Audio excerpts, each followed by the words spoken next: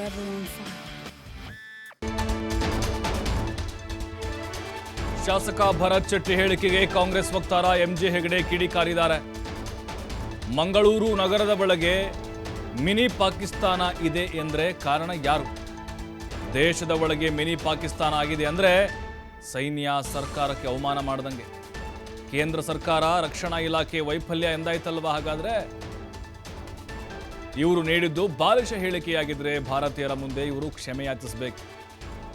Addur mini Pakistan ಆಗಿದೆ ಅಂತಾರೆ. ಈ ಬಗ್ಗೆ ಸರ್ಕಾರದ ಗಮನಕ್ಕೆ ತಂದಿದ್ದಾರಾ ಹಾಗಾದ್ರೆ ಇವರು?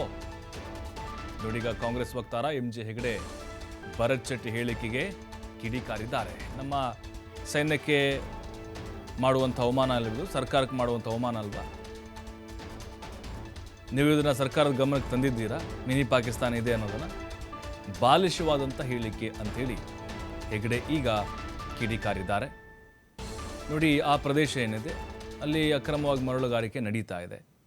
ಕಾನೂನಾತ್ಮಕವಾಗಿ ಬಗೆಹರಿಸುವಂಥ ಕೆಲಸ ಆಗಬೇಕಾಗಿತ್ತು ಶಾಸಕರಿಂದ.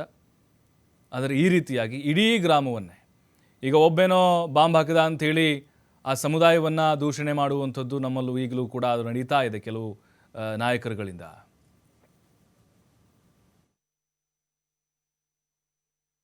ಗೃಹ ಇಲಾಖೆ ಒಂದು ನೋಟಿಸ್ ಕೊಟ್ಟು ವಿವರಣೆ ಕೇಳಬೇಕು ಅಂತ. ಅದು ಮಿನಿ ಪಾಕಿಸ್ತಾನ ಅಂದರೆ ಹೇಗೆ ಆಗಿದೆ, ಅಲ್ಲಿ ಯಾರಿದ್ದಾರೆ, ಅಲ್ಲಿಯ ಸಿಟಿಜನ್ಸ್ ಯಾರು, ಪಾಕಿಸ್ತಾನದವರು ಎಷ್ಟು ಜನ ಇದ್ದಾರೆ, on which angle you have issued such statement, it is an insult to the national security.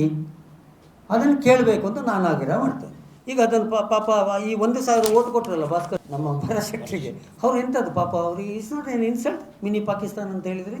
ಅವರಿಗೆ ಗೃಹ ಇಲಾಖೆ ಒಂದು ನೋಟಿಸ್ ಕೊಟ್ಟು ವಿವರಣೆ ಕೇಳಬೇಕು ಅಂತ. ಅದು ಮಿನಿ ಪಾಕಿಸ್ತಾನ ಅಂದರೆ ಹೇಗೆ ಆಗಿದೆ, ಅಲ್ಲಿ ಯಾರಿದ್ದಾರೆ, ಅಲ್ಲಿಯ ಸಿಟಿಜನ್ಸ್ ಯಾರು.